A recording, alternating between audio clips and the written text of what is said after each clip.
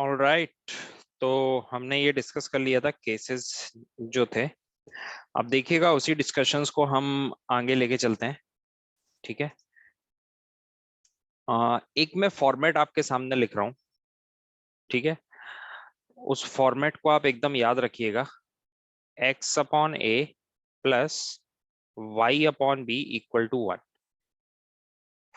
ठीक है।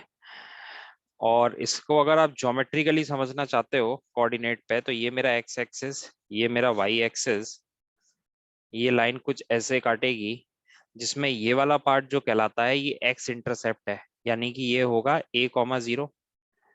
ठीक है। ये वाला पहला वाला पार्ट क्या कहलाता है, एक्स, और ये वाला पार्ट क्या कहलाता है, वाई। वाई जीरो होगा। उसी तरह से इस पॉइंट पे क्या होगा, ये 0,b, एक्स जीरो होगा, वाई मेरा बी होगा। ठीक है। तो ये एक फॉर्म है, इसको आप नोट डाउन करते चलिए, काफी इंपॉर्टेंट है। इसका एप्लीकेशन क्या होगा देखिएगा। मान लीजिए मैंने आपको इक्वेशन दी 2x plus 3y equal to 6, और मैं आपसे ये पूछ रहा हूँ कि मेरे को आप इसमें ये बताइए कि इसका x इंटरसेप्ट क्या होगा और इसका y इंटरसेप्ट क्या होगा। तो आप क्या करोगे, आप रिकॉल करोगे कि इस तरह का फॉर्मेट हमने कुछ पढ़ा था, लेकिन ये इक्वेशन क्या है, इस फॉर्मेट में तो है नहीं, इस वाले में। लेकिन इसको बनाने के लिए आपको क्या करना होगा, आप क्या करोगे, 6 से डिवाइड करोगे, left hand side right hand side. तो अगर आप 6 से डिवाइड करते हो, ये देखो आप, ठीक है, तो ये कितना आ जाएगा, ये x अपॉन 3, ये y अपॉन 2 इक्वल टू 1। तो अगर आप समझोगे अब कि मेरा अब x इंटरसेप्ट क्या है, तो वो हो गया मेरा 3,0, और y इंटरसेप्ट क्या है, 0,2। ठीक है। तो ये इस क्वेश्चन का आंसर था कि x इंटरसेप्ट क्या होगा, 3 होगा, y इंटरसेप्ट 2 होगा। इसमें एक क्वेश्चन ये भी पूछा जा सकता है कि आप बताइए कि इससे जो मेरा ट्राइंगल बनेगा इसका एरिया आपको निकालना है। ठीक है। तो एरिया आप निकाल सकते हो बड़े आसानी से। तो एरिया निकालने के लिए कुछ नहीं करना आपको, ये लेंथ कितनी है, एरिया होता क्या है, एरिया होता है half into base into height. तो हाफ इंटू बेस कितना है, ये 3 यूनिट, हाइट कितनी है, 2 यूनिट, तो 3 इंटू 2, तो ये कितना हो गया, 3 स्क्वायर यूनिट। ठीक है। कई तरह से क्वेश्चन पूछे जा सकते हैं।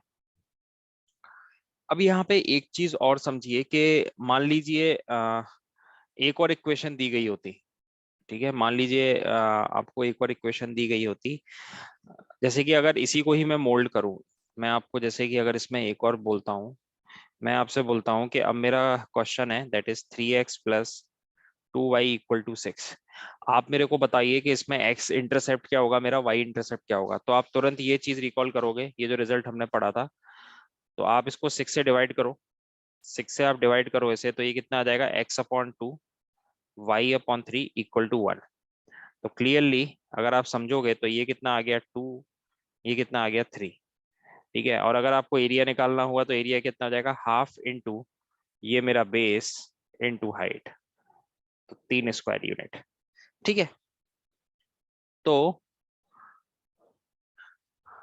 ठीक है, तो ये एक इम्पॉर्टेंट फॉर्मेट है, इसको आप एकदम याद रखिएगा। ठीक है ना, इसकी ज्योमेट्रिकल इंटरप्रिटेशन एग्जाम में पूछा गया है ये। अब देखिए हम बात करते हैं, अभी हमने डिस्कस किया था कि यूनिक सोल्यूशन किस केस में बनता है। यूनिक सोल्यूशन तब बनता है जब दो लाइन इंटरसेक्ट करती हैं। हमने उसका ज्योमेट्रिकल इंटरप्रिटेशन समझा था कि यूनिक सोल्यूशन तब बनेगा जब एक्स एक्सिस और वाई एक्सिस पे दो लाइन एक पॉइंट पे इंटरसेक्ट करेंगी, तो वो जिस पॉइंट पे करेंगी वो उसका एक यूनिक सोल्यूशन होगा जो दोनों लाइन को सेटिस्फाई करेगा। ठीक है। तो यानी कि अगर मैं आपसे बोलूं केस वन कि दो लाइनें इंटरसेक्ट कब कर सकती हैं, दो लाइनें इंटरसेक्ट तब कर सकती हैं वो कुछ इस तरीके से, यानी कि वो कन्वर्जिंग लाइंस हो। मतलब एक लाइन यहां से आ रही हो, एक लाइन यहां से आ रही हो, तब जाके वो कन्वर्ज कर रही हो, तब जाके वो इंटरसेक्ट कर सकती है। और जैसे ही वो इंटरसेक्ट करेंगी उसके बाद वो डाइवर्ज हो जाएंगी, तभी यूनिक सोल्यूशन हो सकता है। आप खुद इमेजिन करो कि दो लाइनें आ रही हैं, ठीक है, दो लाइनें आपस में आ रही हैं, ये लाइन है मेरी L1, ठीक है, ये लाइन है मेरी L2। तो L1 L2 जब तक कन्वर्ज नहीं होंगी, जब तक वो इंटरसेक्ट नहीं करेंगी, डाइवर्जिंग केस में नहीं हो सकती। ठीक है ना, कि अगर उसके बाद आप ये वाला पोर्शन पकड़ो कि अगर मैं मान लू लाइन मेरी ऐसे जा रही है और एक ऐसे जा रही है, ठीक है, L1 L2, मैं बोल रहा हूं अब आप मेरे को बताओ कि ये कन्वर्ज हो पाएंगी, तो ये कन्वर्ज हो ही नहीं पाएंगी, प्रैक्टिकली सोचिए आप। तो यूनिक सोल्यूशन लाने के लिए आपकी लाइंस कन्वर्जिंग होनी चाहिए, जैसा कि इस केस में है। तो मैं इसको इस तरीके से भी बोल सकता हूं कि ये टू नॉन पैरेलल लाइंस हैं, नॉन पैरेलल लाइंस हैं ये, ठीक है, क्योंकि पैरेलल नहीं है आपस में, ठीक है। तो दो नॉन पैरेलल लाइंस है ये, तो जब भी दो नॉन पैरेलल लाइंस मिलेंगी तो हमेशा वो एक यूनिक सोल्यूशन प्रोड्यूस करेंगी, ठीक। केस टू में जब मैं जाता हूं, अब मान लीजिए मैं आपसे बोलता हूं केस टू, दो पैरेलल लाइंस हैं, मैं बात करता हूं टू पैरेलल, ठीक है। दो पैरेलल लाइंस क्या है, एक लाइन ये है, एक लाइन ये है। पैरेलल लाइंस वो होती हैं जो कभी इंटरसेक्ट नहीं करती, जिनके बीच का जो एंगल होता है वो कितना होता है, 180 डिग्री होता है। जिनके बीच का जो एंगल होता है वो क्या होता है, 180 डिग्री होता है। ये लाइन कभी इंटरसेक्ट नहीं करेंगी। आप इमेजिन करो रोड पे आप जा रहे हो, ठीक है, ये रोड है और रोड के ये आसपास वाली लाइन है, साइड वाला पार्ट है, तो वो पैरेलल लाइंस है, वो कभी इंटरसेक्ट नहीं करेंगी, तो वो पैरेलल लाइंस है। अब जब ये लाइन इंटरसेक्ट ही नहीं करेंगी तो ये सोल्यूशन भी नहीं दे सकती, ठीक है। सोल्यूशन तब आएगा जब लाइन मैच करेंगी, जब लाइन इंटरसेक्ट करेंगी। तो ये दो पैरेलल लाइंस हैं, ये कभी इंटरसेक्ट नहीं करेंगी, इसलिए ये इनका होगा नो सोल्यूशन, ठीक है, नो सोल्यूशन। फिर आता है एक हमारा केस थ्री। केस थ्री का मतलब मान लीजिए मैंने एक लाइन ये ड्रॉ करी, ठीक है, और दूसरी लाइन भी मैंने इसी के ऊपर ड्रॉ कर दी, बिल्कुल एग्जैक्टली इसी के ऊपर ड्रॉ कर दी। तो अब मैं आपसे बोल रहा हूं कि अब इस लाइन के कितने सोल्यूशन हो सकते हैं। तो क्लियरली ये दोनों लाइन तो कई पॉइंट पे इंटरसेक्ट कर रही हैं, अगर आप प्रैक्टिकली सोचो ये कई पॉइंट पे इंटरसेक्ट कर रही है ना, ये दोनों लाइनें, ये दोनों लाइनें कई पॉइंट पे इंटरसेक्ट कर रही हैं। कहने का मतलब ये इनफाइनाइट सोल्यूशन वाला केस हो गया, क्योंकि ऐसे इनफाइनाइट पॉइंट्स होंगे, इनफाइनाइट पॉइंट्स पे इंटरसेक्ट करेंगी, ठीक है। तो हमने ये समझा कि हमने तीन केस पढ़े, ठीक है। पहला केस हमने ये पढ़ा कि यूनिक सोल्यूशन किस केस में होता है। यूनिक सोल्यूशन तब होता है जब दो नॉन पैरेलल लाइन इंटरसेक्ट करती है, ठीक है। नाम बता रहा है यूनिक सोल्यूशन, इसका मतलब एक ही सोल्यूशन होगा। दूसरा केस हमने ये पढ़ा कि जब भी हमारे पास दो पैरेलल लाइंस हैं, ठीक है, तो उनका कोई सोल्यूशन नहीं होगा, क्योंकि वो कभी आपस में मिलेंगी ही नहीं, ठीक है। तीसरा केस पढ़ा कि दो लाइन जो एक के ऊपर एक ओवरलैप हो रही है, तो वो केस बनेगा हमारा इनफाइनाइट सोल्यूशन का। अब इक्वेशन देख के आप कैसे पता लगाओगे, इक्वेशन देख के आप कैसे पता लगाओगे कि कौन सा यूनिक है, कौन सा वो है आपका ये नो सोल्यूशन, और कौन सा आपका इनफाइनाइट सोल्यूशन है, ठीक है। तो अगर मैं आपके सामने मान लीजिए ये रख देता हूं, जैसे कि एग्जाम्पल के तौर पे 2x प्लस 2y माइनस कुछ के इक्वल टू 0 रहा होता, और 2x plus 3y minus 6 equal to 0 है, ठीक है। तो कांस्टेंट टर्म आपका सेम नहीं आ रहा है, ठीक है। फिर आप इन दोनों को सॉल्व करोगे, ठीक है। हमने लास्ट एग्जाम्पल में भी देखा था ना कि यूनिक सोल्यूशन किस केस में आता है। ये देखो आप, ये हमने देखा था x plus y x minus y equal to 5, ठीक है। कांस्टेंट हमारा डिफर था, तो जब भी इस फॉर्मेट में आएगा तो हमारा वो केस होगा यूनिक सोल्यूशन का, समझ रहे हो, यूनिक सोल्यूशन का हमारा केस होगा। और ये दो आपस में नॉन पैरेलल लाइंस हैं, ठीक है। ये आपस में क्या है, नॉन पैरेलल लाइंस हैं, ये नॉन पैरेलल लाइंस हैं, ठीक है। अच्छा, फिर हम क्या करते हैं कि नो सोल्यूशन वाला केस कब होगा, नो सोल्यूशन वाला केस होगा जब पैरेलल लाइंस होंगी आपस में।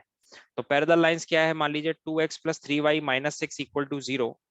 अब मैं क्या कर रहा हूं, मैं इसको 2 से मल्टीप्लाई कर देता हूं, तो ये कितना हो जाएगा 4x प्लस 6y, और यहाँ पे मैंने कांस्टेंट कुछ बदल दी, -12 इक्वल टू 0, ठीक है। माइनस, यहाँ पे मैं कांस्टेंट कुछ रैंडम ले लेता हूँ, मतलब 50। मतलब ये अपने आप में दो अलग अलग लाइनें हो गई, क्योंकि यहाँ पे जो मल्टीप्लाइंग फैक्टर यूज हो रहा है 2, ये समझिए मल्टीप्लाइंग फैक्टर मैंने 2 से मल्टीप्लाई किया, तो ये तो चलो ठीक था, लेकिन ये कांस्टेंट कुछ अलग आ रहा है। अब ये कैसे हो सकता है, ये हो ही नहीं सकता, क्योंकि आप समझो अगर मेरे को इधर से इधर जाना है तो मेरे को 2 से डिवाइड करना था, लेकिन मेरा कांस्टेंट मैच नहीं कर रहा है इधर से, कांस्टेंट कुछ ऊटपटांगी आ रहा है। पहले केस में 6 था, दूसरे में 15 आ रहा है, ठीक है। तो कहने का मतलब ये पैरेलल लाइंस हैं, तो ये नो सोल्यूशन वाला केस होगा, ठीक है। नो सोल्यूशन वाला केस होगा। और अगर मैंने आपको बोला कि यही इक्वेशन है 2x plus 3y minus 6 equal to 0 और 2 से मल्टीप्लाई कर दिया मैंने, 2 से मल्टीप्लाई कर दिया, तो अब मेरे को बताओ ये क्या दो अलग अलग लाइन है कि दोनों सेम लाइन है? आप बोलोगे सर ये तो बहुत सेम लाइन है, क्योंकि हमने 2 से मल्टीप्लाई कर दिया है, तो सेम लाइन वाला यानी कि ये केस 3 वाला होगा। तो यहाँ पे मेरे को क्या मिलेंगे? इनफाइनाइट सॉल्यूशंस मिलेंगे। यहाँ पे मेरे को क्या मिलेंगे? इनफाइनाइट सॉल्यूशंस मिलेंगे। और जनरल फॉर्म जो होती है ना, ये तीनों केस आपने समझ लिए कि कब यूनिक होगा, कब मेरा नो सोल्यूशन होगा, कब मेरा इनफाइनाइट सोल्यूशन होगा। मैं आपको रिकमेंड करूंगा कि अगर आपको फिर भी नहीं समझ में आ रहा है, फिर से वीडियो रिवाइंड करके देखना, ठीक है? मैंने काफी अच्छे से समझाने की कोशिश करी है। और जो जनरल सोल्यूशन होगा, जो जनरल इक्वेशन का फॉर्मेट होता है, वो कुछ ऐसा होता है: a1x plus b1y plus c1 equal to 0, a2x plus b2y plus c2 equal to 0। ये मेरा क्या है? एक जनरल फॉर्मेट है इक्वेशन का, जनरल फॉर्मेट ऑफ इक्वेशन, ठीक है? तो अब इसी फॉर्मेट को लेकर हम कुछ कंडीशंस हम डिफाइन कर लेते हैं, हम कुछ कंडीशंस हम डिफाइन कर लेते हैं। तो पहली कंडीशन क्या है कि अगर a1 अपॉन a2 अगर बराबर नहीं है b1 अपॉन b2 के, a1 अपॉन a2 का जो रेशियो है अगर वो b1 अपॉन b2 के बराबर नहीं है, तो वो क्या होगा? वो मेरा यूनिक सोल्यूशन का केस होगा। ये बहुत इंपॉर्टेंट कंडीशंस हैं, ये आपको एकदम नोट डाउन करते चलना है, क्योंकि एग्जाम में क्वेश्चन आएगा। अभी हम जब क्वेश्चंस करेंगे तब आपको और क्लैरिटी आएगी कि इसको हमें अप्लाई कैसे करना है, ठीक है? a1 upon a2 is not equal to b1 upon b2, that is a scenario of unique solution. और अगर a1 अपॉन a2 अगर b1 अपॉन b2 के बराबर है but it is not equal to c1 upon c2, तो ये क्या होगा? ये होगा नो सोल्यूशन वाला केस। आप देखो इधर ऊपर, ये जो केस था, ये जो मैं हाईलाइट कर रहा हूं, a1 अपॉन a2, आप समझो a1 अपॉन a2 अगर आप निकालोगे, दैट इज 2 अपॉन 4 3 अपॉन 6, ये आपस में बराबर है। 2 upon 4 is equal to 3 upon 6 but is not equal to 6 upon 15, ठीक है ना? क्योंकि ये कितना आ जाएगा? 1 अपॉन 2, 1 अपॉन 2 और 3 से काटोगे ये 2 upon 5। So 1 upon 2 is equal to 1 upon 2 is not equal to 2 upon 5, ठीक है? तो ये नो सोल्यूशन वाला केस है, ठीक? फिर उसके बाद तीसरा केस जो आता है, तीसरा केस आता है इनफाइनाइट सोल्यूशन का। a1 upon a2 is equal to b1 upon b2 is equal to c1 upon c2, that is the same line. तो ये कितना हो जाएगा? इनफाइनाइट सोल्यूशन, ठीक है? इस चीज को आपको याद रखना है, आप अपनी नोटबुक में इसको लिख लीजिए, ये बहुत ही इंपॉर्टेंट कंक्लूजन है, ठीक? हम इस पे कुछ सवाल भी करेंगे। तो ये जितना भी मैंने डिस्कशन किया है, एक्चुअली में ये जो निचोड़ था उसका कि कब हमारा यूनिक सोल्यूशन होगा, कब हमारा नो सोल्यूशन होगा, कब हमारा इनफाइनाइट सोल्यूशन होगा। एग्जाम में क्वेश्चन कैसे आएंगे? वो आपको दो इक्वेशन दे देंगे और बोलेंगे कि आप ये बताइए कि अभी हम करेंगे भी कि के की किस वैल्यू के लिए यूनिक सोल्यूशन होगा, के की किस वैल्यू के लिए नॉन, के वेरिएबल टाइप, यहाँ पे कोई मार देंगे, यहाँ पे कोई वेरिएबल मार दिया के, ठीक है? करेंगे हम, जितने भी प्रीवियस ईयर में क्वेश्चंस आए हुए हैं वो सब हम करेंगे, ठीक है? बट आपको ये कंडीशन याद होनी चाहिए। और ज्योमेट्रिकल इंटरप्रिटेशन मैंने आपको समझाने की कोशिश करी कि कब हमारा नो सोल्यूशन होता है, कब हमारा इनफाइनाइट सोल्यूशन होता है, कब हमारा यूनिक सोल्यूशन होता है, ठीक है? तो मिलते हैं फिर अगले पार्ट में, और चैनल को सब्सक्राइब जरूर करें, ठीक है? मैं बहुत सिस्टमेटिक वे में चीजें लेकर आ रहा हूँ आपके लिए। और जितने भी अपने फ्रेंड सर्कल हैं उनको भी बताएं कि जिनको भी सिस्टमेटिक पढ़ना है पूरा quant complete basic to advance level का, वो अमन मैथ्स को सब्सक्राइब करें और फॉलो करें। Okay, thank you.